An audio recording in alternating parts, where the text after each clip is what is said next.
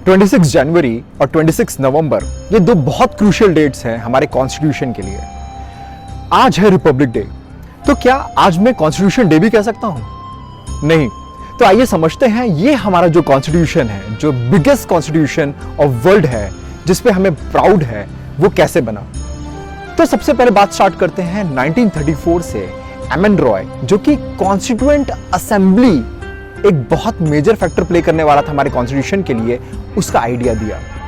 1935 में Indian national Congress ने demand रखी ब्रिटिश गवर्नमेंट के सामने कि अब हमें हमारी कॉन्स्टिट्यूएंट असेंबली बनानी है। और फिर 1938 में यह चीज फाइनल हो गई थी कि अब हमें जो कॉन्स्टिट्यूएंट असेंबली बनानी है, जो अब हमें कॉन्स्टिट्यूशन बनाएगा इंडिया का, उसमें हमें किसी का भी इंटरफेरेंस नहीं चाहिए। और ये जो कॉन्स्टिट्यूएंट असेंबली बनेगी वो अडल्ट फ्रेंचाइज से इलेक्ट होकर मेंबर्स आएंगे, वो इस भारत देश के कॉन्स्टिट्यूशन का निर्माण करेंगे। इस चीज को ब्रिटिश गवर्नमेंट ने 1940 में एक्सेप्ट कर लिया एज ऑगस्ट ऑफर।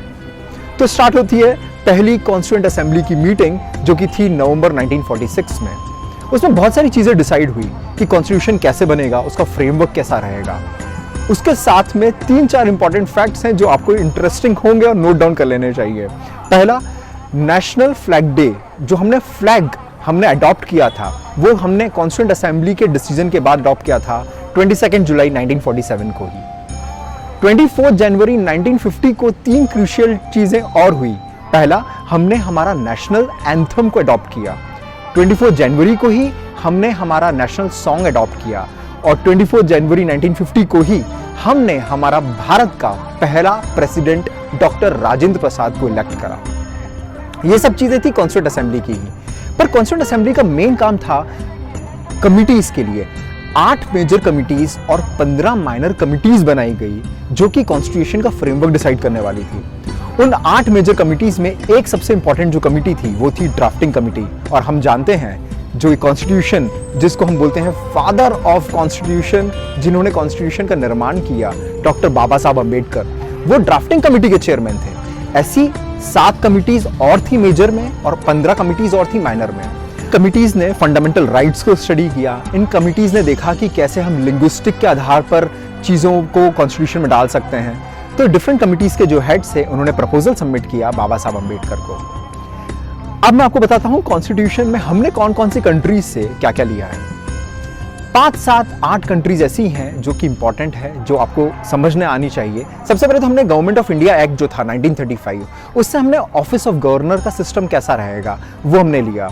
हमने उसमें लिया कि जुडिशरी का कैसा रोल रहेगा, पब्लिक सर्विस कमीशन का कैसा रोल रहेगा, वो हमने गवर्नमेंट ऑफ इंडिया एक्ट 1935 से लिया। सेकेंड, सबसे इंपॉर्टेंट, ब्रिटिश गवर्नमेंट से हमने क्या लिया। उनसे हमने लिया bicameral legislature, rule of law, हमारा जो democratic parliamentary form of system है गवर्नमेंट का, वो कैसा होना चाहिए, वो हमने उनसे लिया है। यूएस गवर्नमेंट से हमने क्या लिया है? हमने लिया है उनसे फंडामेंटल राइट्स। हमने लिया है उनसे कि कैसे इम्पीचमेंट होगा सुप्रीम कोर्ट जजेस का, हाई कोर्ट जजेस का या प्रेसिडेंट का। और हमने पोस्ट ऑफ वाइस प्रेसिडेंट भी हमने यूएस गवर्नमेंट से ली है। आयरिश गवर्नमेंट से हमने लिया है directive principles of state policy. Germany, Weimar constitution से भी हमने बहुत सारी चीजें ली हैं। हमने जापान से लिया है। हमने लगभग 8 से 10 कंट्रीज से कॉन्स्टिट्यूशन बनाने के लिए इंपॉर्टेंट फैक्टर्स लिए। तो कंट्रीज की डाइवर्सिटीज को देखते हुए हमने डिफरेंट कॉन्स्टिट्यूशंस को पढ़ा, डिफरेंट लॉज को पढ़ा। और आप जान के हैरान होंगे कि बाबा साहब अम्बेडकर ने लगभग 60 कंट्रीज के लॉज का स्टडी किया और फिर हमारे कॉन्स्टिट्यूशन को फाइनल रूप दिया। उसके बाद हमारा पहला जब ड्राफ्ट तैयार हुआ, वो जब कॉन्स्टिट्यूएंट असेंबली के सामने रखा गया, लगभग 2500 अमेंडमेंट्स पहले ही ड्राफ्ट के बाद हो गए थे। उसके बाद इस डॉक्यूमेंट को पब्लिक करा गया और हमने लोगों से चाहा कि आप बताइए कॉन्स्टिट्यूशन में क्या चीजें होनी चाहिए, क्या चीजें नहीं होनी चाहिए, आपको कोई ऑब्जेक्शंस है क्या। 8 महीने हमारा डॉक्यूमेंट जो था कॉन्स्टिट्यूशन का, वो पब्लिक किया गया। सभी के रिव्यूज लिए गए। जिन लोगों ने जो चेंजेस सजेस्ट किए थे उनको बहुत अच्छे से समझा।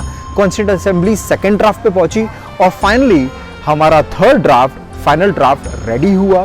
कॉन्स्टिट्यूएंट असेंबली में बाबा साहब अम्बेडकर ने इसको प्रेजेंट किया और 26 नवंबर 1949 को इसे हमने मान्य कर दिया, हमने रेटिफाई किया हमारे कॉन्स्टिट्यूशन को। इसलिए 26 नवंबर 1949 हमारा कॉन्स्टिट्यूशन डे बना।